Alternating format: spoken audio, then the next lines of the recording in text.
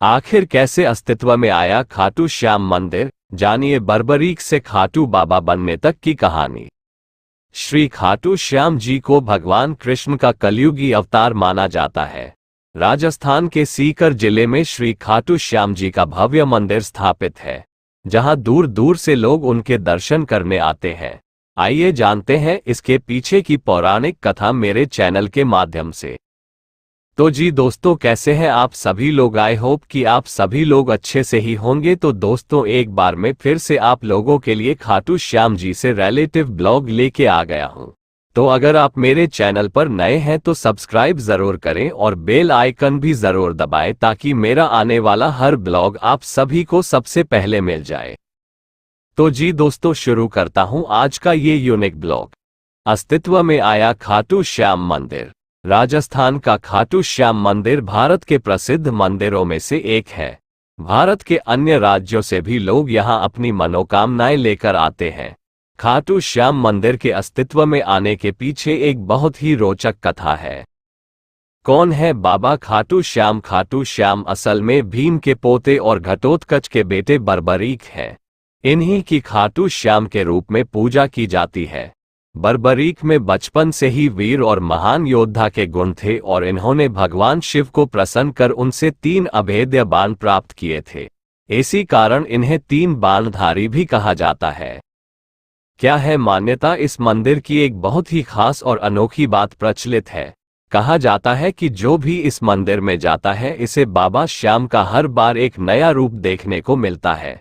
कई लोगों को उनके आकार में भी बदलाव नजर आता है। बर्बरीक कैसे बने खाटू श्याम? महाभारत के युद्ध के दौरान बर्बरीक ने अपनी माता के समक्ष इस युद्ध में जाने की इच्छा प्रकट की। जब मां ने इसकी अनुमति दे दी तो उन्होंने माता से पूछा, मैं युद्ध में किसका साथ दूं?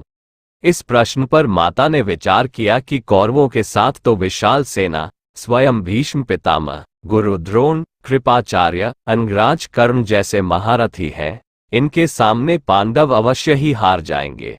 इसलिए उन्होंने बर्बरीक से कहा कि जो हार रहा हो तुम उसी का सहारा बनो। बर्बरीक ने माता को वचन दिया कि वह ऐसा ही करेंगे और वह युद्ध भूमि की ओर निकल पड़े। भगवान श्री कृष्ण युद्ध का अंत जानते थे, इसलिए उन्होंने सोचा कि अगर कौरवों को हारता देखकर बर्बरीक कौरवों का साथ देने लगे तो पांडवों की हारना निश्चित है। तब श्री कृष्ण ने ब्राह्मण का वेश धारण करके बर्बरीक से उनका शीश दान में मांग लिया। बर्बरीक सोच में पड़ गए कि कोई ब्राह्मण मेरा शीश क्यों मांगेगा। ये सोच उन्होंने ब्राह्मण से उनके असली रूप के दर्शन की इच्छा व्यक्त की। भगवान श्री कृष्ण ने उन्हें अपने विराट रूप में दर्शन दिए। इस पर उन्होंने अपनी तलवार निकालकर श्री कृष्ण के चरणों में अपना सिर अर्पण कर दिया। श्री कृष्ण ने तेजी से उनके शीश को अपने हाथ में उठाया एवं अमृत से सींचकर अमर कर दिया। उन्होंने श्री कृष्ण से संपूर्ण युद्ध देखने की इच्छा प्रकट की, इसलिए भगवान ने उनके शीश को युद्ध भूमि के समीप ही सबसे ऊंची पहाड़ी पर सुशोभित कर दिया, जहां से बर्बरीक पूरा युद्ध देख सकते थे। खाटू श्याम कैसे बने? हारे का सहारा। युद्ध की समाप्ति के बाद सभी पांडव विजय का श्रेय अपने ऊपर लेने लगे। आखिरकार निर्णय के लिए सभी श्री कृष्ण के पास गए तो वह बोले, मैं तो स्वयं व्यस्त था, इसलिए मैं किसी का पराक्रम नहीं देख सका। ऐसा करते हैं, सभी बर्बरीक के पास चलते हैं। वहां पहुंचकर भगवान श्री कृष्ण ने उनसे पांडवों के पराक्रम के बारे में पूछा तो बर्बरीक के शीश ने उत्तर दिया, भगवान, युद्ध में आपका सुदर्शन चक्र नाच रहा था और जगदम्बा लहू का पान कर रही थी। मुझे तो ये लोग कहीं भी नजर नहीं आए। बर्बरीक का उत्तर सुन सभी की नजरें नीचे झुक गई। तब श्री कृष्ण ने उनसे प्रसन्न होकर इनका नाम श्याम रख दिया। अपनी कलाएं एवं अपनी शक्तियां प्रदान करते हुए भगवान श्री कृष्ण ने कहा कि बर्बरीक, धरती पर तुमसे बड़ा दानी न तो कोई हुआ है और न ही होगा। मां को दिए वचन के अनुसार तुम हारने वाले का सहारा बनोगे। लोग तुम्हारे दरबार में आकर जो भी मांगे उन्हें मिलेगा।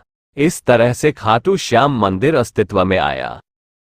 तो जी दोस्तों, आज के ब्लॉग में बस इतना ही। मिलता हूं आपसे एक और ब्लॉग में आपके अपने इसी चैनल पर। तब तक आप सभी लोग मेरे इस चैनल पर बने रहिए।